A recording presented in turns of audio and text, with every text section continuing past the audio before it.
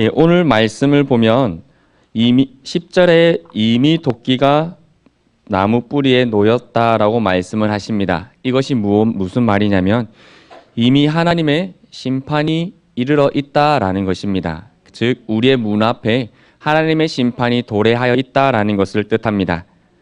그래서 그 이미 심판이 도래져 있는 이 시대에 어떤 일이 일어나냐면 12절의 말씀인데 우리 한번 읽어보겠습니다. 12절입니다. 시작.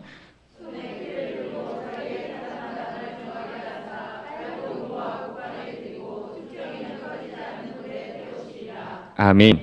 즉 지금 이 시대는 무엇이 되고 있는 시대일까요? 알곡과 쭉정이가 계속해서 나뉘어지고 있는 때입니다.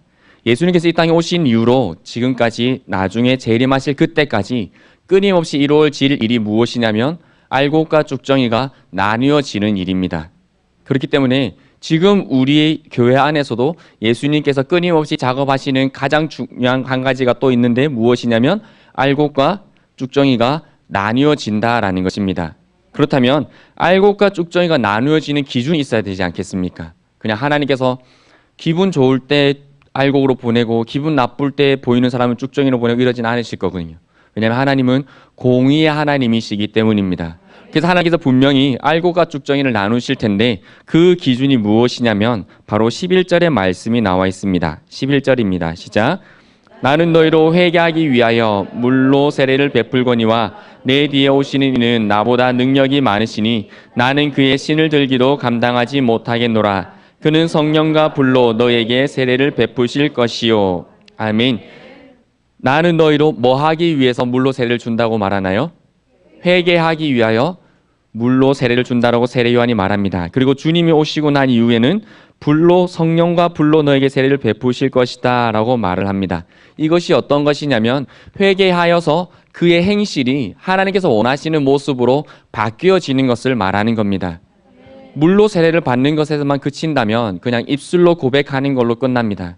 하지만 우리가 불로 세례를 받는 것까지 들어간다면 우리의 삶이 바뀌어지는 겁니다. 그래서 성령 충만한 삶이란 무엇이냐면 세례받기 이전에 성령이 오시기 이전에 내 뜻대로 행하던 그 삶들이 바뀌어서 이제는 하나님께서 원하시는 삶으로 살아가는 삶, 그것이 바로 성령 충만한 삶이다라는 것입니다. 즉 복음의 삶이 되어진다라는 것입니다. 그래서 오늘 이 시간에 우리가 나눌 말씀의 제목이 복음의 성실함으로 되는 구별입니다. 즉 우리가 얼만큼 하나님께서 우리에게 주신 그 복음에 성실하냐에 따라서 우리가 알곡이냐 쭉정이가 되느냐로 나뉘어진다라는 것입니다. 그래서 오늘 이 시간에 저희가 먼저 말씀을 시작하면서 그렇다면 복음이 무엇인지에 대해서 한 번 더 정리를 하고 넘어갔으면 좋겠습니다. 우리 창세기 1장 1절 말씀입니다. 한번 같이 읽어보기 원합니다. 1장 1절입니다. 시작. 태초에 하나님이 천지를 창조하시니라. 이 말씀 여러분 분명히 믿으십니까? 태초라는 이 세상이 시작되었던 언젠가의 시간이 있습니다. 그것을 성경은 태초라고 표현을 합니다. 태초에 하나님께서 무엇을 하셨나요? 천지를 창조하셨습니다. 태초에 창조를 하셨는데 창조의 순서는 다 우리 성도님들 아시죠? 첫째 날에 무엇을 만드셨나요? 제가 설명을 한 번 더 드릴게요. 얼굴로부터 쭉 내려가면 창조의 순서가 쉽게 이해가 되거든요. 눈이 있어서 빛을 볼 수가 있죠. 그래서 첫째 날 무엇을 만드셨다고요? 빛을 만드셨습니다. 둘째 날을 무엇을 만드셨나요? 코, 구멍. 무엇이죠? 궁창입니다. 구멍을 만드신 게 아닙니다. 아동부 수준으로 되는 거예요. 셋째 날은 무엇을 만드셨나요? 남자들 뭐가 나죠? 수염. 식물이죠. 그런데 식물이 나려면 뭐죠? 입술이 튀어 올라와 있죠. 즉 바다에서 땅이 드러나고 거기에 식물이 나게 되었습니다. 그래서 땅이 드러나고 식물이 자랐습니다. 넷째 날은 무엇일까요? 이제 내려와야죠. 안 씻으시면 금방 아실 수 있습니다. 해와 달과 별이 목대 벗기세요. 해, 달, 별. 다섯째 날은 무엇일까요? 이제 8로 와야겠죠? 새와 물고기입니다. 똑똑하세요. 그러면 여섯째 날은 무엇일까요? 사람, 그리고 동물들입니다. 안 잊어버리시겠죠?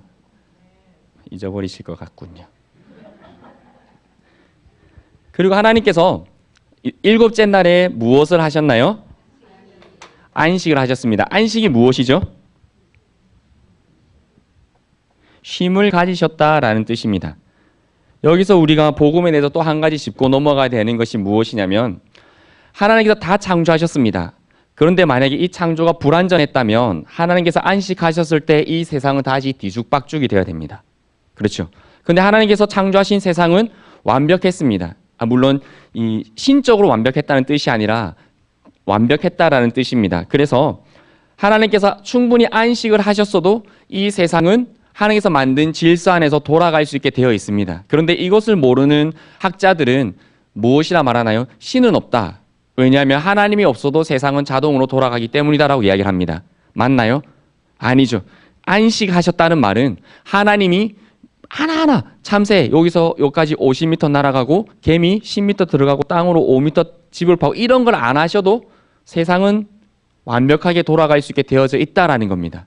그래서 하나님께서 해와 달과 별을 창조하실 때 뭐라고 말씀하시나요? 세상의 징조와 연한을 이루라라고 말씀을 하십니다.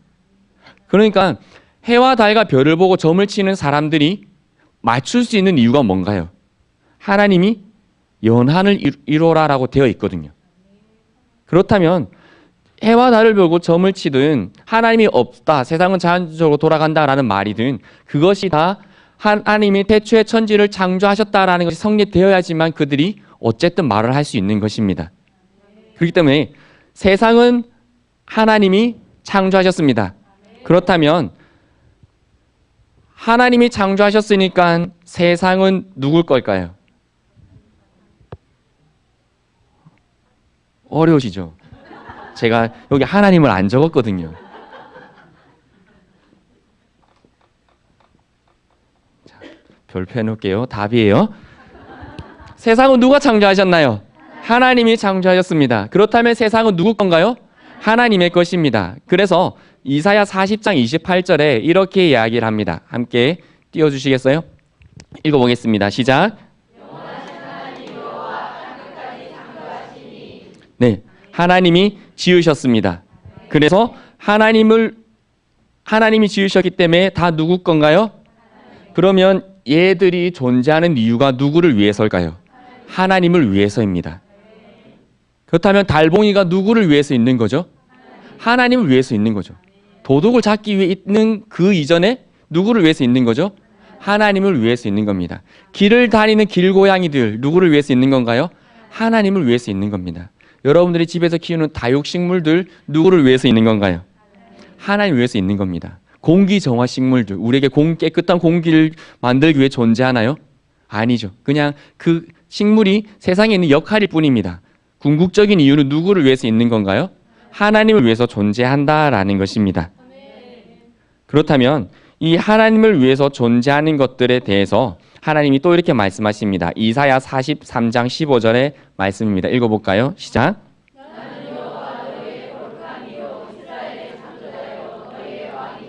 아멘. 하나님이 창조하셨습니다. 그렇다면 창조물이 하나님과 같을 수 있겠습니까? 없겠죠. 지금 인간이 아무리 과학이 발달하더라도 나뭇잎 하나도 창조해내지 못합니다. 할 수 있는 것은 복제. 그렇죠. 양의 똑같은 유전자를 가지고 와서 똑같이 생긴 양을 하나 더 만들어 보는 것 뿐입니다. 세상에 없던 생물을 지금 만들 수 있나요? 없죠. 세상에 존재하지 않는 식물을 지금 사람이 만들어낼 수 있나요? 없다고요. 절대 피조물은 창조주 하나님과 같을 수 없습니다. 하나님은 거룩하신 분이시고 이스라엘의 창조자이시고 왕이십니다. 말씀 계속 띄어놔 주셔도 괜찮습니다. 그래서 이것에 대해서 무엇이냐고 말하면 거룩하다라고 이야기를 합니다. 아까 이사야 43장 15절 계속 띄어놔 주세요. 네, 나는 너의 어떠니 거룩한 이다라고 말씀을 해주시는 것입니다. 그 거룩한 하나님이 시편 145편 9절에 보면 이렇게 기록되어 있습니다. 읽어볼까요? 시작.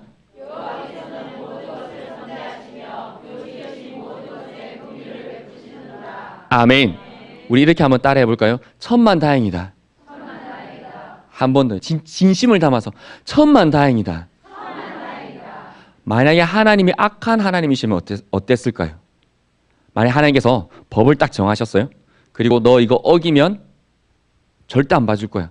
진짜 안 봐주시면. 아니면 만약에 하나님이 악한 하나님이셔서 기분 내키는 대로 하는 거예요.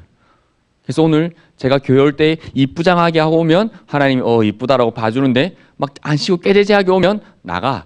갑자기 막 감기가 걸리고 막 폐렴이 오고 이렇게 된다면 어땠을까요? 어쩌면 우리의 신앙은 더 멋있어 보일 수는 있습니다. 더 진짜 신앙 같아 보일 수는 있습니다. 그런데 그게 하나님께서 원하시는 사랑에 비롯된 신앙이 나올까요? 나오지 않는 거죠. 왜냐하면 악한 것에 대한 두려움 때문입니다. 그런데 하나님은 어떤 하나님이시죠? 선대하시는 하나님, 선하신 하나님이시고 모든 것에 긍휼을 베푸시는 분입니다. 그렇기 때문에 하나님께서 지으신 빛도 아름답고 궁창도 아름답고 땅과 식물도 아름답고 해달별, 새와 물고기, 동물과 사람들이 다 어떻게 해요? 아름다울 수 있다라는 것입니다. 지금 여러분들이 옆에 앉아 계신 분은 하나님이 아름답다 못해 완전 아름답다 한 존재입니다. 우리 옆에 분에게 이렇게 한번 인사해 볼까요? 당신 정말 완전 아름다우십니다.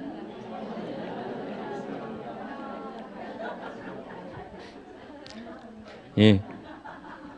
열심히 일을 하고 오셔서 지금 눈이 힝 하고 계신데 그래도 아름다우신 겁니다. 일을 하고 오신다고 땀을 흘리고 막 그렇게 오신 모습이지만 너무 아름다운 분들이라고요. 그래서 작품이죠. 제품이 아니다라고 얘기를 하지 않습니까? 하나님이 절대 공장에서 우리를 1990 몇 년대에 몇 명 태어나게 하시고 하신 게 아니라고요. 그래서 하나님이 사람은 특별히 직접 지으시잖아요. 그러면 우리 아이가 태어날 때에도 하나님이 직접 태어남과 같은 그런 은혜를 베풀어 주신다고요. 그래서 지문이 똑같은 사람이었고 똑같이 생긴 사람이 없다는 겁니다. 비슷하게 생긴 사람은 간혹 생깁니다. 하지만 절대 그 사람이 똑같지 않다라는 겁니다. 그렇게 하나님께서는 모든 것에 선을 베푸시는데 선을 베푸시는 것만으로 끝이 나시면 하나님의 공의가 이루어지지 않습니다. 왜냐하면 세상에 무엇이 들어왔나요? 악이 들어왔고 사단이 있거든요. 성경은 사단의 근원, 죄의 근원에 대해서는 정확히 밝히고 있지 않지만 그 결국은 어떻게 되는지 분명히 말해주고 있습니다. 사단의 마지막은 어떻게 되는 거죠? 예, 정답이 맞습니다. 말씀하셔도 괜찮아요. 사단은 어디로 가게 되나요? 지옥으로 가게 되는 겁니다. 영원한 사망을 경험하는 곳으로 가게 되는 겁니다. 한 번 죽는 것이면 다행이죠. 그런데 영원한 죽음 속에 들어가 있는 거라고요. 우리가 하나님을 모르는 사람들을 전도하는 이유가 뭔가요? 한 번 죽는 것 때문에 그런가요? 아니죠. 영원한 죽음에 들어가는 것이 안 되기 때문에 우리가 복음을 전하는 거지 않습니까? 하나님께서 그렇게 하시는 것을 우리가 무엇이라 말하냐면 심판이라고 이야기를 합니다. 다 아시죠? 심판이 무엇이죠? 옳고 그른 것을 판단하는 것입니다. 그래서 시편 7장 8절에 이렇게 말씀합니다. 우리 함께 읽어볼까요? 시작. 네, 하나님께서 심판을 행하십니다. 그런데 그 심판이 내가 좋아하는 사람, 안 좋아하는 사람 나뉘어질까요? 안 나뉘어질까요? 하나님의 기분 따라 심판하시는 게 절대 아니다라는 것입니다. 하나님께서는 심판의 기준을 분명히 정하십니다. 그래서 계시록 시편 9장 8절에 보면 공의로 세계를 심판하신다라고 되어 있고 그리고 계시록 19장 2절에는 그의 심판은 참으로 의롭다라고 이야기를 해주는 것입니다. 그러면 이렇게 그릴 수 있습니다. 심판하시는 분은 누구신가요? 그렇죠. 답 옆에 적혀 있었어요. 그냥 이렇게 표현을 하겠습니다. 하나님께서 심판을 하십니다. 심판을 하실 때에 우리가 이해하고 있는 천국과 지옥으로 하겠습니다. 그렇다면 하나님께서 세상을 심판하실 때 우리는 어떻게 생각을 하고 있죠? 그리스도인은 어느 쪽인가요? 천국 쪽입니다. 그래서 그리스도인.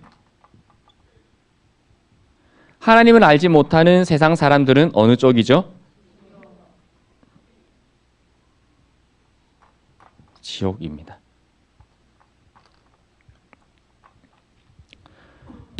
그러면 일단 지금까지 봤던 말씀 중에서 하나님은 공의의 하나님이라고 말씀을 드렸습니다. 그렇죠?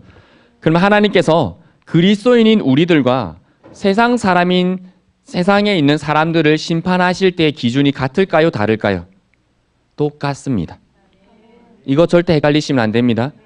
하나님이 그리스도인에게는 5가지만 적용시키고 세상 사람들한테는 500가지 적용을 시키셔서 하시는 게 아니라고요. 하나님께서 심판하시는 기준은 똑같습니다. 여기까지 분명히 이해를 하시겠습니까? 그것이 하나님의 무엇이라고 표현을 하죠? 공의라고 말하는 겁니다. 누가 보더라도 절대 반박할 수 없는 하나님의 의로심이라는 것입니다. 그래서 잠언 17장 15절에 이렇게 되어 있습니다. 읽어볼까요? 시작.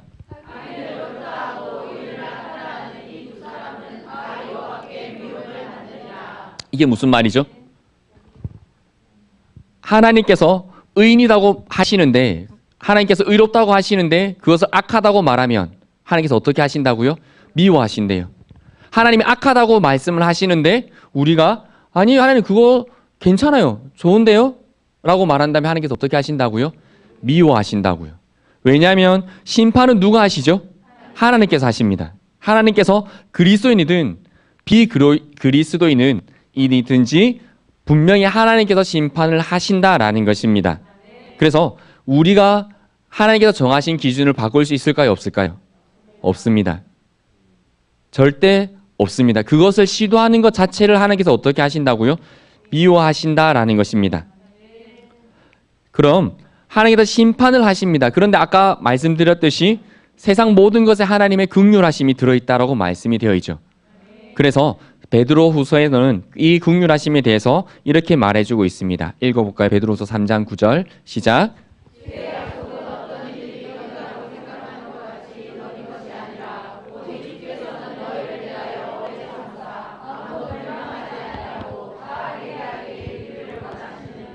아멘. 하나님은 선하십니다. 그래서 하나님은 그리스도인이든지 비그리스도인이든지 똑같은 긍휼을 베푸십니다. 하나님의 긍휼은 다른가요? 같은가요? 같습니다. 우리라고 하나님의 더 많은 긍휼을 받고 있을까요? 아니죠. 이렇게 생각하시면 쉽습니다. 이게 만약에 지구라고 친다면 하나님께서 지구를 이렇게 하고 계신다고요. 세상 모두를 품고 계신다고요. 그러면 하나님께서 살인자나 우리나 어떤 다른 긍휼인가요? 같은 긍휼입니다.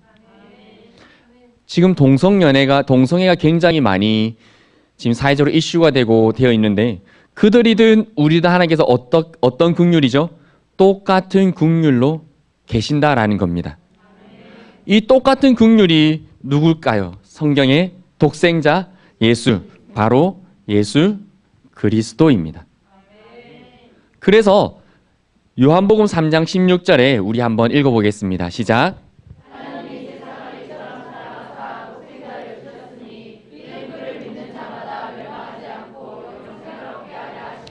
네, 아멘. 긍휼은 같습니다. 그래서 예수 그리스도가 차별 있게 적용되었을까요? 아닙니다. 세상의 모든 사람들에게 예수 그리스도가 주어졌습니다.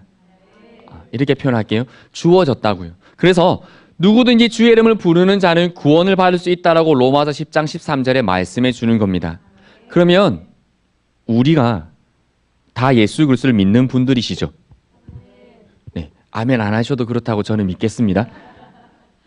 근데 한 번 더 여쭤볼게요. 다 예수 그리스도를 믿는 분들이시죠? 네. 그런데 만약에 우리가 예수 그리스도를 믿지 않는다라면 우리가 지금 그리스도인이다 할지라도 예수 그리스도에 대한 신앙을 우리가 던져버린다면 우리는 어떤 사람들과 똑같이 심판을 받을까요? 세상 사람들과 똑같은 심판을 받습니다. 그것이 바로 공의입니다.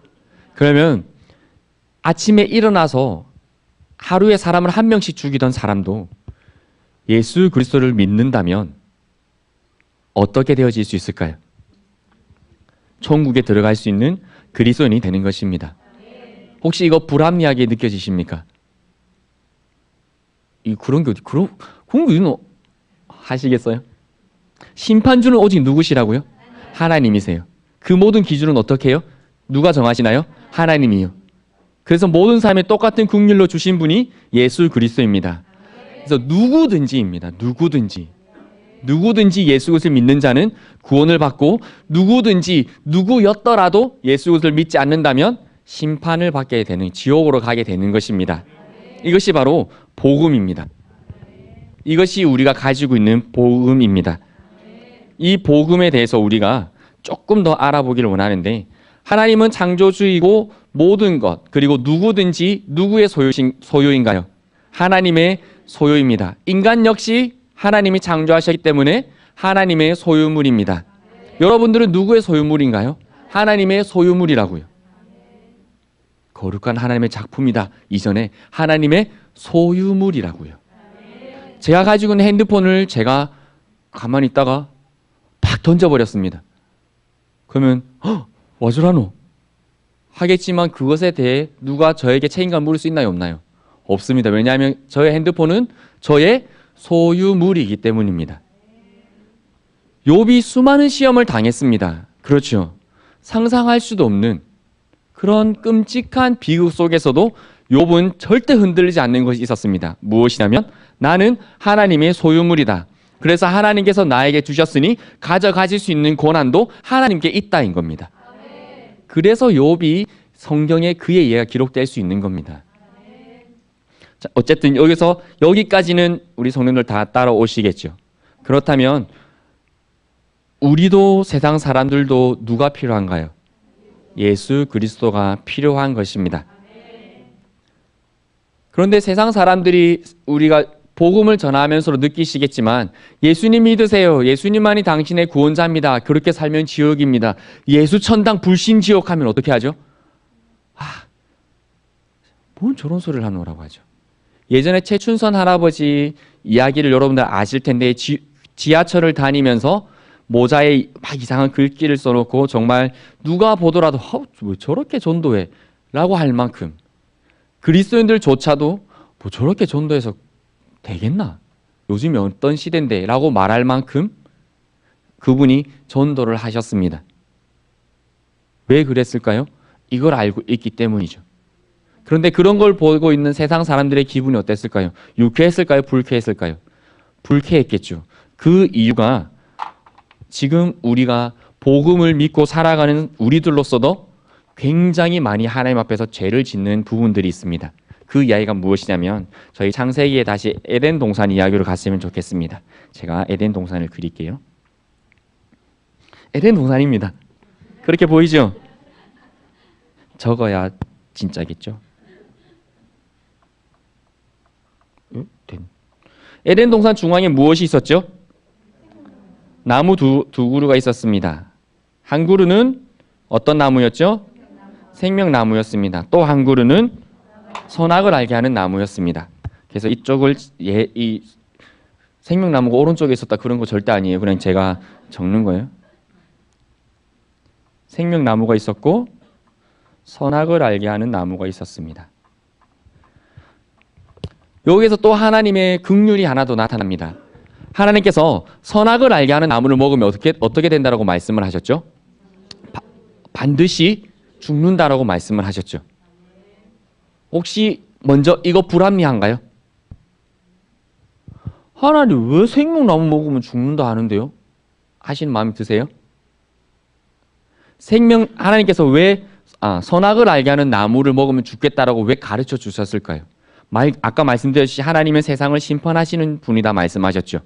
그 심판의 기준을 비밀리에 하셨나요? 아니죠. 다 알려주셨습니다. 정답을 알려주셨다고요. 너무 쉽죠. 이것 한 가지만 안 하면 됐습니다. 여기서 우리가 한 가지 더 기억해야 할 것은, 한 가지만 안 해도 되는 때에도 인간은 무엇을 하죠? 죄를 짓더라고요. 상황이 문제가 아니라 마음의 문제인 겁니다. 우리가 어떻게 받아들일 것인가. 사단이 옵니다. 뱀이 찾아옵니다. 말씀 띄워주시겠어요? 이건 안 읽고 바로 넘어갈게요. 아니요. 창세기 3장으로 가주셔야 됩니다. 뱀이 와서 하와에게 이야기를 합니다. 하나님이 정말 너희들 보고 선악을 알게 하는 나무를 먹지 말라고 했어? 왜지? 선악을 알게 하는 나무를 먹으면 어떻게 되기 때문이죠? 네? 선악을 알게 돼서 누구처럼? 하나님처럼 된다라고 말을 하거든요. 선악을 어떻게 한다고요? 알게 된다고요.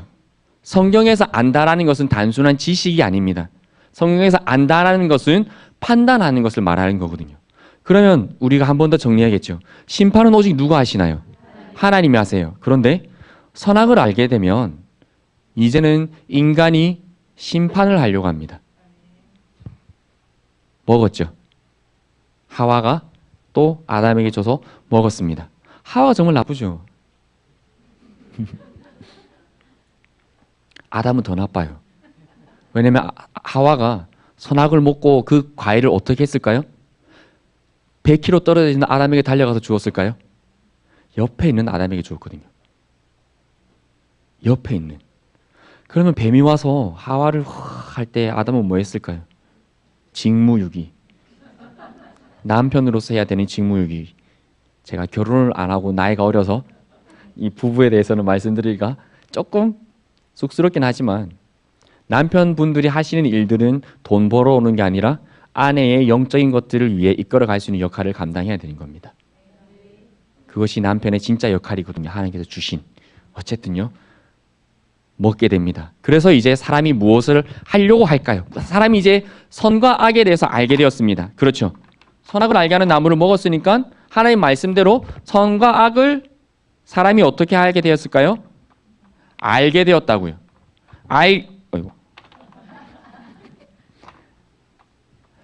알게 되니까 이제 무엇을 하려고 할까요? 선과 무엇이 선이고 무엇이 악이다고 얘기를 하려고 한다고요.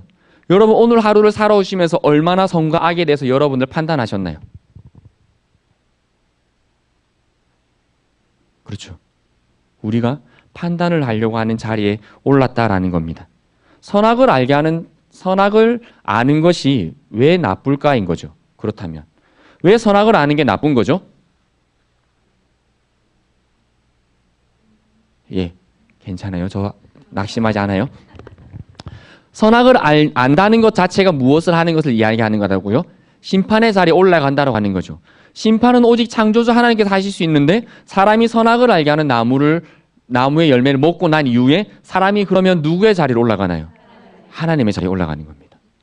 그래서 무엇이 선이고 무엇이 악이다라고 얘기를 하게 되는 거죠. 그래서 세상 사람들이 하나님은 선이시고 오직 하나님이 선포하시고 막 하시고라고 하면 사람들이 뭐라고 할까요? 됐다 그런 말 하지 마라. 이미 하나님에 대해서도 심판을 하고 선과 악을 가려낸다고요.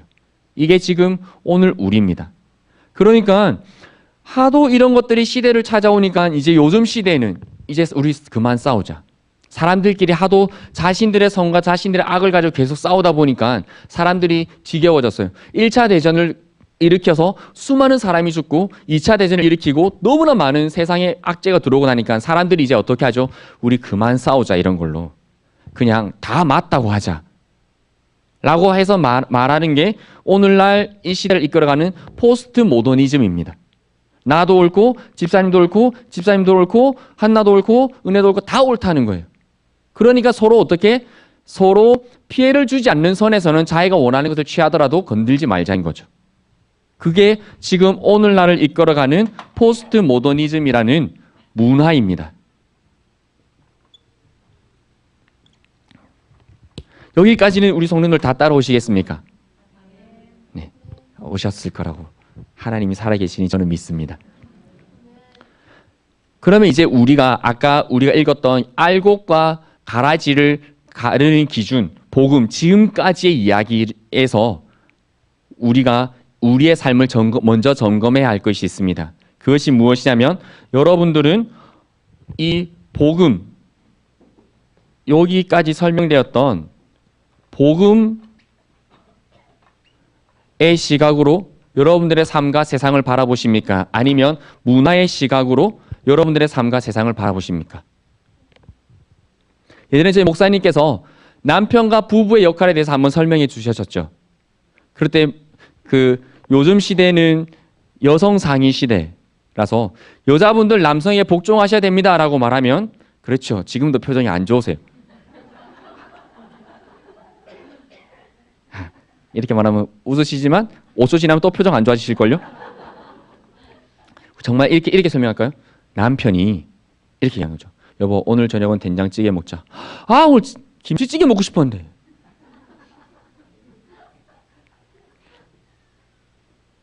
하나님은 여성에게 남자의 무엇을 하라고 하셨나요? 복종. 그러면 남편분이 여자분들을 지배하는 게 당연한가요? 그렇죠. 보세요. 아니라고 한다고요. 그것을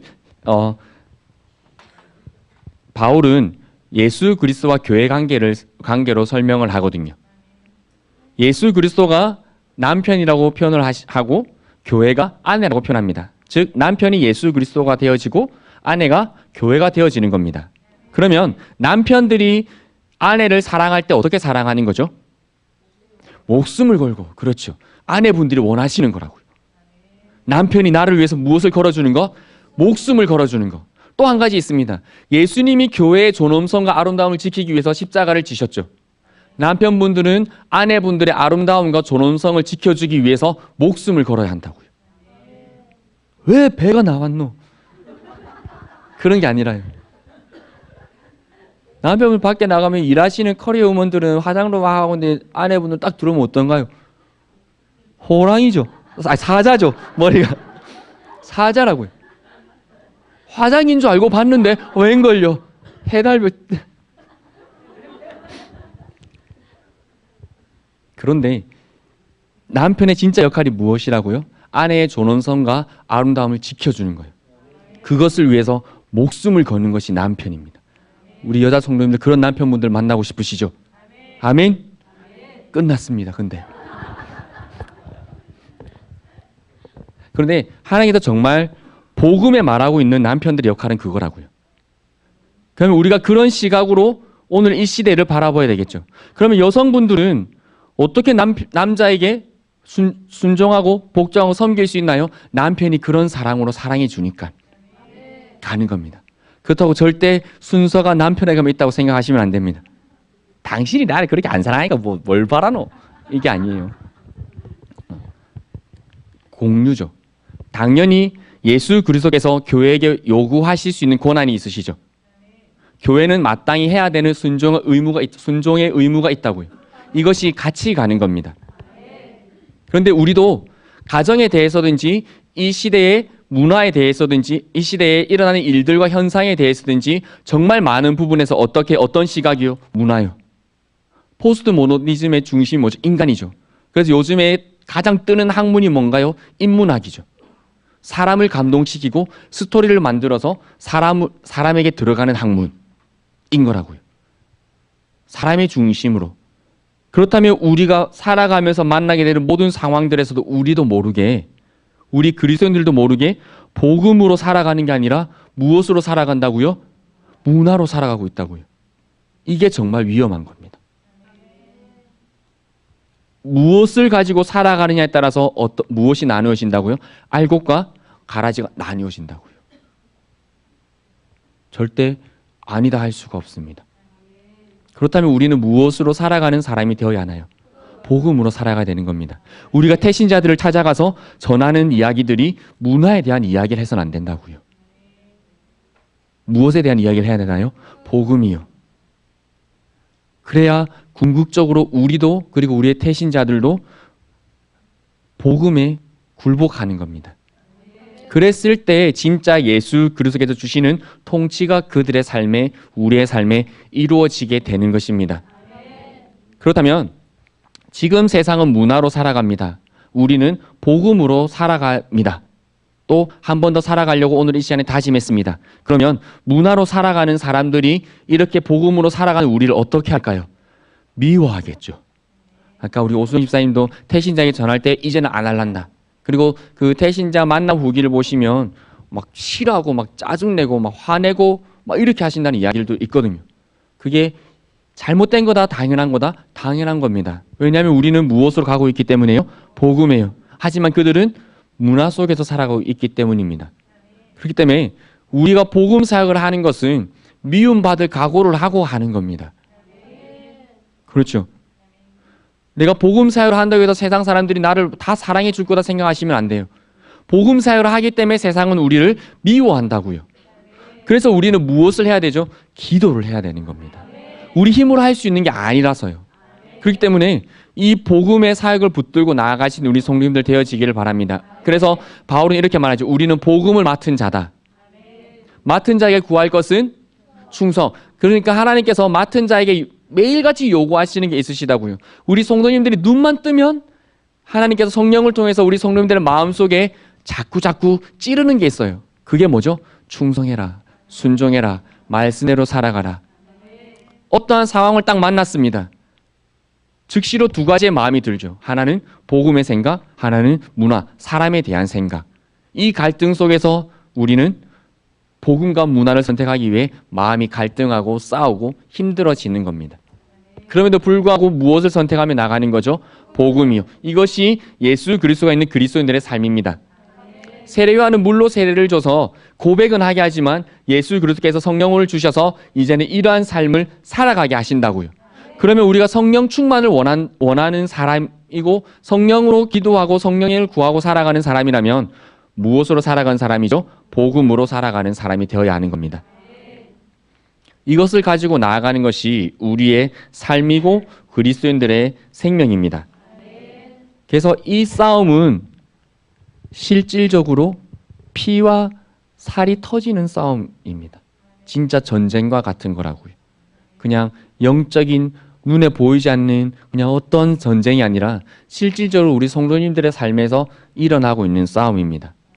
그래서 성경도 말씀해 주시기를 끝까지 견디는 자, 이 믿음을 빼앗기지 않는 자라고 요한계시록에서 또한 설명을 해줍니다. 그러면 안타깝지만 이 복음, 이 신앙을 잃어버리는 사람이 있단 말인가요? 없단 말인가요? 있습니다. 구원은 믿음을 통해서 받습니다. 그 믿음이 진짜 믿음인지 가짜 믿음인지 증명을 할 수 있어야 되겠죠. 그 방법이 무엇인가요? 복음으로 삶의 행위가 나타나는 겁니다. 지금 나의 삶에 복음의 삶에 복음으로 살아가는 삶의 모습이 나타나지 않고 문화로 살아가고 있는 삶의 모습이 나타난다면 멈추셔야 돼요. 즉각 멈추셔서 다시 회복되어져야 됩니다. 다시 여기에 묶여서 살아가셔야 된다고요. 그래야 세상에서 떠내려가지 않고 우리의 생명의 의옷을 빼앗기지 아니하고 나아갈 수 있는 사람들이 될 수 있다라는 것입니다. 그래서 성경은 마태복음 10장 28절에 몸은 죽여도 영혼은 능히 죽이지 못하는 자들을 두려워하지 말고 오직 몸과 영혼을 능히 지옥에 멸하실 수 있는 이를 두려워하라라고 말씀해 주는 겁니다. 세상 사람들에게 미움받는 것 두려워할 필요가 있나요, 없나요? 없어요. 두렵지만 두려워하지 않아야 합니다. 그것이 복음입니다. 우리가 태신자를 만나러 가기 위해 또 이제 3주간의 시간이 남아서 실질적으로 교회에 초청을 하고 복음의 이야기를 하고 또 이미 복음 이야기를 하시는 분들도 계셨고 하나님께서 계속 태신자를 만날 때 우리의 마음에 그런 부담감을 주실 거라고요. 그럴 때 복음의 이야기를 하실 수 있는 하나님을 두려워함으로 이야기를 하실 수 있는 우리 성도님들 되어지기를 바랍니다. 마태복음 10장 우리 32절 33절 말씀 한번 읽어보겠습니다. 시작.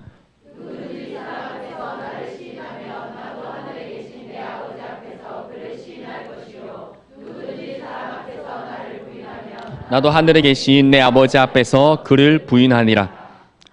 우리 예수님 믿는다고 다 고백을 합니다. 그런데 사람들 앞에서 복음으로 이야기를 못하는 것은 하나님을 부인하는 겁니다. 입술로 내가 예수님 믿는다라고 얘기하는 게 중요하지 않다고요. 성경은 절대 입술의 고백을 중요하다고 얘기하지 않습니다. 성경은 끊임없이 진짜 믿음을 이야기하고 있습니다. 그것이 무엇인가요? 사람들 앞에서 주님을 시인하는 겁니다. 그래서 청소년들의 아이들에게 이렇게 얘기합니다. 너희들 시험 칠 때 세상은 어떻게 만들어졌다고 얘기하지 하면 지금은 세상은 뭐라고 말하죠? 진화되었다라고 이야기를 하죠. 이미 그것이 과학적으로 근거가 없는 것이 밝혀졌음에도 불구하고 세상은 끊임없이 진화에 대한 이야기를 하고 있습니다. 그 속에서 우리 아이들이 공부를 하고 배워가고 있습니다. 우리 아이들의 이미 깊은 곳에서부터 문화에 대한 이야기가 들어와 있다고요. 그럴 때 무엇이라고 얘기를 해줘야 됩니까? 그때 꿈을 심어 주셔야 하는 겁니다. 부모님들이. 이거 누가 바꿀래? 너희가 바꿔야지. 너희가 능력 있고 힘 있는 사람이 되고 세상에 바른 복음을 증가할 수 있는 사람이 되길 바래. 그러니까 얼른 공부 열심히 해. 하셔야 된다고요. 그것이 복음으로 나아가는 삶의 진짜 모습입니다. 돈 벌기 위해서 좋은 유명한 사람 되기 위해서 네 잘 되라고? 아니죠. 이 말도 문화에 들어가 있는 거예요. 네 잘 되라고 공부하는 것이다. 사람의 존재 목적은 절대 사람이 아니라 하나님인데. 그렇죠. 그렇다면 우리 교회가 부흥돼야 되는 이유가 뭔가요? 누구를 위해서죠? 하나님을 위해서입니다. 이것 틀어지면 절대 안 됩니다. 우리의 삶이 성경은 절대 부자가 되지 말라고 말씀하지 않으세요. 대신 어떤 부자가 되어야 되는지는 끊임없이 말씀을 하시거든요. 그렇다면 부자가 되고자 하는 목적 또한 누구를 위해서죠? 그러면 하나님이 우리들 보고 부자 되지 말라 하면 부자 안 돼야죠. 그렇죠. 다윗이 하나님을 너무 사랑해서 성전을 지으려고 했습니다. 그런데 하나님께서 성전 짓지 마. 다윗이 성전을 짓지 않았습니다. 그렇게 해야 한다고요. 우리가 아무리 하나님의 선한 의도를 가지고 있다, 하나님의 선한 뜻을 가지고 선한 하나님을 위해서 계획을 가지고 간다 할지라도 하나님이 아니 하지 마라고 하면 안 해야 되는 겁니다. 그런데 우리가 정말 하기 싫은 일이고 귀찮은 일이고 왜 하필 이걸 시키지? 이거 다른 데 시키면 안 되나라고 한다 할지라도 하나님께서 우리 보고 해라고 하면 하는 거라고요. 그것이 우리가 원하는 성령 충만한 자의 삶입니다. 그런 성령 충만한 자의 삶이 하나님께서 기적과 이적과 표적을 베풀어 주시는 겁니다. 절대 문화로 살아가는 사람들에게 하나님께서 주시지 않는다고요. 이것을 가지고 하나님께서 가라지와 알곡을 심판하십니다. 나무마다 도끼가 놓여 있다라고 말씀을 하시죠. 우리 각 사람을 말하는 겁니다. 이미 우리에게 도끼가 다 꼽혀 있습니다. 꼽혀 있다고. 무엇을 기준으로요? 문화와 복음에 어떻게 할 것이냐의 심판의 잣대가 이미 주어져 있습니다. 그래서 우리 이 말씀만 읽고 말씀 정리할 건데 예레미야 23장 28절입니다. 띄워드릴게요. 읽어볼까요? 시작.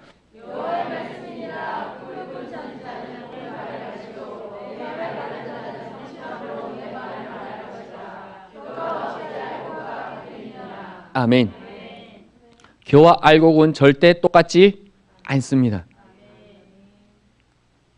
절대 똑같지 않습니다.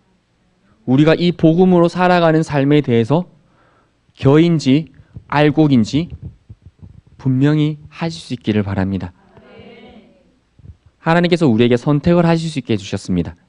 그리고 예수 그리스도를 선택하려고 하고 고백을 하면 하나님께서 모든 것을 준비하셔서 우리로 복음으로 살아갈 수 있는 삶이 되게 해주십니다. 하지만 우리가 부담스러워하고 세상과 다르게 살아가는 것, 세상에 어려움을 당하는 게 힘든 것, 하나님의 이 복음을 세상에 전하는 것이 어렵고 힘들어서 안 하겠다라고 하면, 그리고 우리가 악한 대로 흘러가게 되면 그것 또한 우리에게 심판의 잣대가 되어서 가라지처럼 된다라는 겁니다. 절대 지금 내가 이미 완성되었다 생각하시면 안 됩니다. 내가 이미 알곡이다 생각하시면 안 됩니다. 그 알곡과 가라지에 나눠지는 결국은 심판대 앞에서 이루어집니다. 지금은 하나님의 무한한 가능성과 기회 속에 살아가고 있습니다. 긍휼 속에 살아가고 있습니다. 다만 마지막 때에 우리가 판가름됩니다. 그러면 오늘 우리가 어떻게 살아야 됩니까? 오늘 우리의 믿음을 어떻게 해야 됩니까? 날마다 두려움과 떨림으로 살아가야죠. 안일하게 살아갈 수가 없다라는 겁니다. 이 복음을 외면하고 살아갈 수가 없다는 겁니다. 세상의 학문과 포스트 모더니즘, 인권주의, 인본주의, 인문학 이런 것에 이끌려갈 수 없다라는 겁니다. 그래서 복음에 붙들리셔서 이 복음의 성실함으로 또한 우리 태신자들에게 성실함으로 복음을 전하시고 우리가 성실하게 이 복음의 삶을 살아가실 수 있는 성도님들 되어지기를 바랍니다. 그래서 하나님께서 베풀어 주시는 진짜 그리스도인들의 삶에 주시는 능력들을 우리 성도님들의 것으로 만들고 살아가실 수 있기를 바랍니다. 기도드리겠습니다.